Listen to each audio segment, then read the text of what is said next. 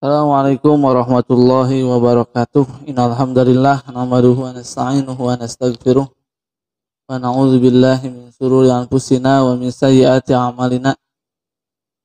May yahdihillahu fala mudhillalah wa may yudhlilhu fala hadiyalah. Asyhadu an la ilaha illallah wahdahu la syarikalah wa asyhadu anna Muhammadan abduhu wa rasuluh alladzi la nabiyya wa la rasula ba'dah. Wa iman rahimakumullah, para pemirsa dimanapun Anda berada, kita masih membahas kitab Al-Kabair karya Syekh Az-Zahabi. Kita masuk dosa yang ke-21, yakni qazaf, menuduh al-muhsanat, wanita yang baik-baik melakukan perbuatan zina. Yang dijadikan dalil oleh Imam Az-Zahabi adalah surat An-Nur 23-24. A'udzubillahi minasyaitonirrajim.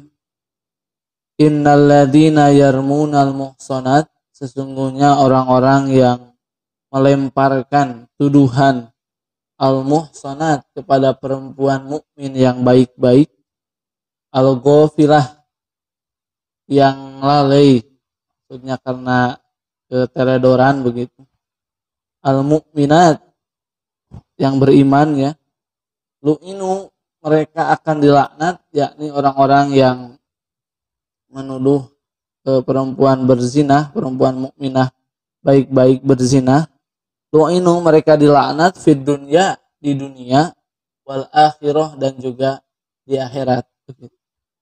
Walahum azabun azim, dan bagi mereka azab azimun, yang maha dahsyat begitu, yang sangat pedih. Yauma tashhadu alaihim, ketika bersaksi atas mereka, alsinatuhum, lisannya yang dipakai untuk fitnah atau memberikan statement begitu. Wa aidihim, dan juga tangan mereka, wa arjuluhum, juga kaki mereka, bima kanu ya'malun, terhadap apa yang dahulu mereka kerjakan. Jika melihat asbabun nuzul ayat ini, para ulama sepakat bahwa ayat ini turun untuk pentathiran atau pensucian, pembebasan, bahwa Siti Aisyah tidak melakukan hal keji, perbuatan zina dengan Sofwan. Jadi kan ceritanya itu, Siti Aisyah ketika ikut dalam rombongan Nabi Muhammad SAW, kemudian tanpa izin dia berpamitan atau ke belakang untuk menunaikan atau ada hajat yang ingin diselesaikan, kemudian tertinggal oleh rombongan ini. Ternyata pas Siti Aisyah kembali dari buang hajatnya, rombongan ini sudah meninggalkan. Kemudian Aisyah terduduk, lalu ada rombongan selanjutnya. Nah, beliau, Siti Aisyah ini ikut dengan rombongan yang kedua, padahal kalau kita lihat sejarahnya bahwa Siti Aisyah ini duduk ataupun naik kendaraan milik Sofwan, naik unta begitu. Padahal Sofwan pun tidak berani melihat wajah dari Siti Aisyah. Tapi momen ini, kejadian ini dimanfaatkan oleh orang-orang yang membenci Islam, orang-orang yang membenci Rasulullah SAW. Kemudian mereka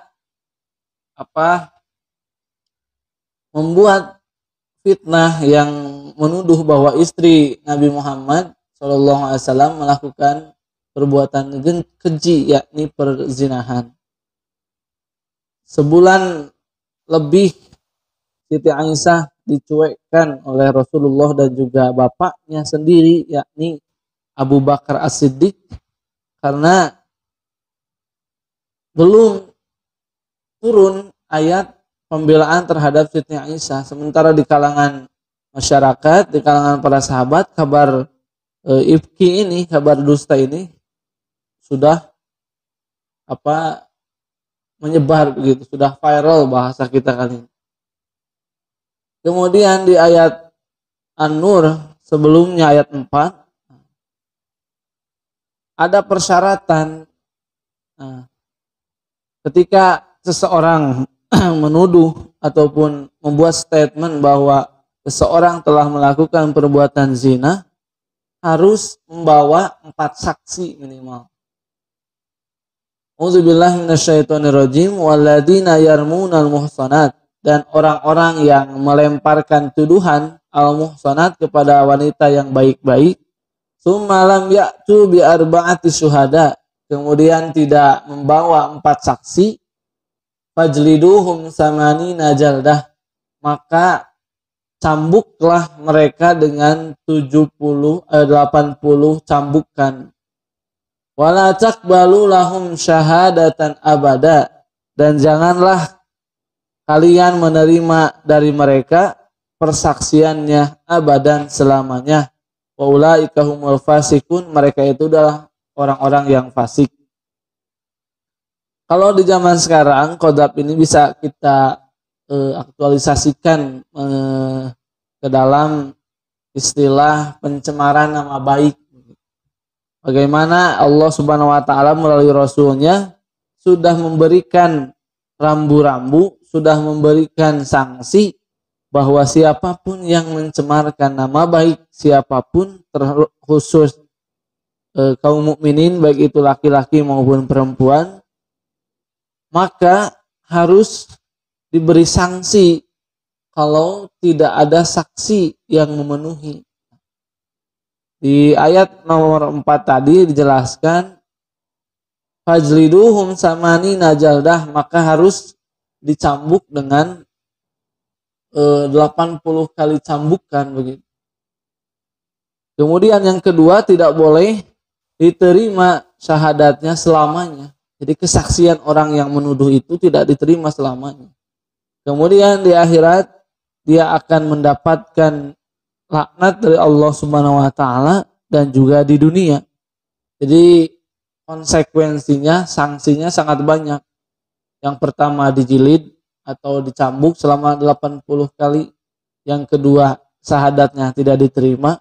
Yang ketiga, dia tidak akan diterima syahadatnya selamanya oleh hakim ataupun orang-orang di sekitarnya. Nah, iman rahimakumullah, dalam hukum perdata juga disebutkan bahwa pencemaran nama baik ini masuk ke KUHP Undang-Undang 390 begitu. Bahwa pencemaran nama baik ini macam-macamnya, tadi nanti ada ayat-ayatnya. Tapi yang harus kita garis bawahi bahwa jika hukum yang kita anut di negara ini baru berjalan beberapa tahun misalnya, mengurus ataupun membahas tentang masalah ini, Islam jauh lebih dulu 1400 tahun yang lalu sudah menjelaskan sanksi ataupun hukuman bagi orang yang menuduh orang lain berzina begitu. Nah, iman rahimakumullah, dalam sebuah hadis Rasulullah Sallallahu Alaihi Wasallam yang diriwayatkan oleh Imam Al-Bukhari, man qadhafa mamlukahu bizina, siapa yang menuduh budaknya berzina, yuqamu alaihil had, ditegakkan atasnya had, yaumal kiamati, pada hari kiamat, ila ayyakuna kama qala, kecuali dia atau keadaannya seperti apa yang dia ucapkan atau dia jujur gitu. Iman rahimakumullah, intinya berarti siapapun, mau laki-laki mau perempuan, apalagi ini orang yang beriman, harus dijaga kehormatannya, harus dijaga harga dirinya, karena mereka adalah saudara kita dan harus menyayangi mereka seperti menyayangi dan mencintai diri sendiri. Apalagi orang yang beriman, tidak pantas begitu mencemarkan nama baik orang beriman lainnya. Karena nanti dalam hadis, seseorang tidak disebut imannya sempurna sebelum dia mencintai atau menyukai saudara mukmin lainnya seperti dia mencintai dirinya sendiri. Karena orang ketika mencintai dirinya tidak mungkin dia melakukan hal-hal yang bisa mencelakakan dirinya. Otomatis orang yang memiliki sifat seperti ini kepada orang lain pun yang sesama kaum muslimin, kaum mukminin, dia tidak akan melakukan hal-hal yang bisa mencederai ataupun mencelakakan kaum mukminin yang lainnya, baik itu secara fisik ataupun kehormatannya. Ayo atau iman rahimakumullah, berarti qadzab ini berkaitan dengan apa istilahnya, kehati-hatian dalam menjaga ucapan. Karena Mu'adz bin Jabal pernah bertanya kepada Rasulullah SAW, apakah kita akan disiksa, diazab oleh karena lisan kita? Rasul menjawab, takilat ka ummuka ya Mu'adz, celaka wahai Mu'adz, wa hal yakubbun nasa finnar ala wujuhihim aw ala manakhirihim illa hasaidu alsinatihim. Tidaklah seseorang itu jatuh tersungkur ke neraka wajah mereka melainkan karena hasil lidah-lidah mereka. Wa iman rahimakumullah, banyak hadis-hadis Rasulullah SAW menyebutkan untuk menjaga lisan kita. Bahkan kata Rasul dalam sebuah hadis disebutkan, riwayat Imam Bukhari sama, man kana yu'minu billahi wal yaumil akhir, siapa yang beriman kepada Allah dan juga hari akhir, falyaqul khairan aw liyasmut, maka hendaklah dia berkata yang baik atau diam. Jika tidak tahu kebenarannya, maka jangan sampai menuduh orang lain dalam perbuatan apapun, apalagi konsekuensinya seperti menuduh orang lain berbuat zina. Dalam surat Qaf, Allah SWT juga sama mengingatkan gitu, ma yalfidu min qaulin illa ladaihi raqibun atid. Tiada satu ucapan pun yang keluar dari lisan seseorang kecuali padanya ada raqib dan atid yang mencatat. Ayyuhal iman rahimakumullah, mudah-mudahan kita menjaga lisan kita untuk tidak menyakiti, untuk tidak menyebarkan fitnah, untuk tidak menyebarkan hoax dan lain sebagainya. Karena memang orang-orang yang menyebarkan kebohongan tidak lain dan tidak bukan adalah mereka orang-orang yang munafik. Senang kalau kaum muslimin atau kaum mukminin ditimpa satu musibah atau ujian yang bernama fitnah yang belum tentu bahkan tidak benar keadaannya. Aqulu qouli hadza wa astaghfirullah li wa lakum. Rabbana hab lana min azwajina wa dzurriyyatina qurrata a'yun waj'alna lil muttaqina imama. Rabbighfirli wa li walidayya wa lil mu'minina yauma yaqumul hisab. Rabbana atina fid dunya hasanah wa fil akhirati hasanah wa qina adzabannar. Assalamualaikum warahmatullahi wabarakatuh.